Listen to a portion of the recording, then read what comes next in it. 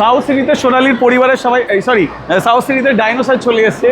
কত কি খরচা একটু জেনেন। হ্যাঁ, সাউথ সিটিতে ডাইনো ওয়ার্ল্ড তো শুরু হয়ে গেছে, আর আজকে প্রথম দিনেই ব্যাপক ভিড়। আমরা বিকালবেলা মোটামুটি ওই 5:30 নাগাদ গেছিলাম, দেখলাম লোকারান্য সবাই লাইনে দাঁড়িয়ে আছে।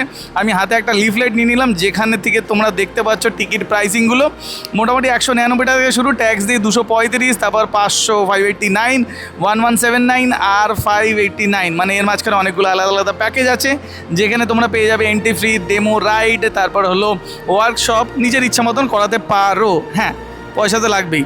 এছাড়াও চারিদিকে যা দেখলাম বেশ ভালো ভিড় আছে, ডাইনোসরগুলো নড়াচড়া করছে, বেশ ভালো লাগছে। একজন পুরো চিৎকার করছে সোনালির মতন, হা হা হা করে, আশেপাশে বেশ কিছু কালার। আর এইদিকে দেখলাম কিছু কিছু বাচ্চাকে জোর করে তুলে দেওয়া হয়েছে ডাইনোসরের পিঠে, ডাইনোসরের মুখের ভিতরে। আর তাদের রিয়াকশান আর কি বলবো। যাই হোক, বেশ একটা মজাদার ব্যাপার।